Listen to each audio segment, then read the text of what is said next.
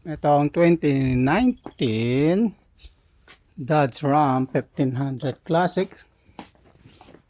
Lalagyan natin ng air suspension. Ito yung air suspension niya, yung kit.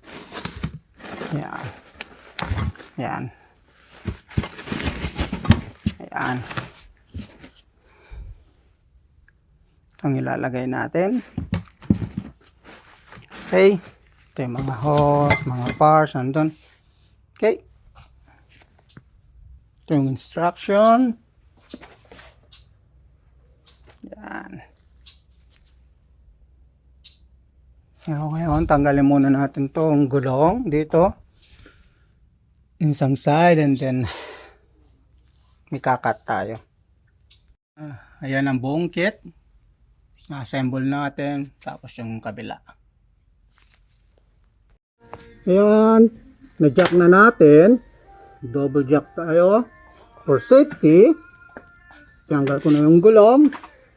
Ginak natin din ulit dito. Yun. Yung mga gamit. Ito tatanggalin dito. Puputulin to. Para sasaka yung tanggalin yan. Itong gagamitin natin. Natin na ganyan kapag walang paano yung pesto pa. Yan. Okay. Yan. Naka safety glass tayo. Ayan, safety. Saan na natin tanggalin. Yan, tinanggal muna yung coil spring. Tanggal ko yung brake. Sinabi ko para hindi ma-flare sa tong line.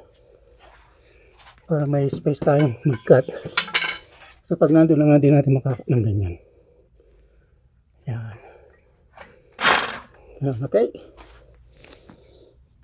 Yan, nakat na natin. Yan, konti na lang.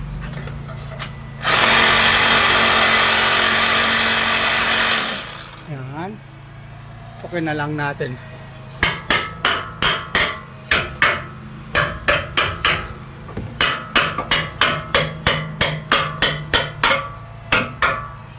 Okay.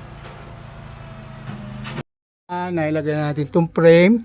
Ng drill tayo. Tatlong drill. Yung ginamit kong mga drill.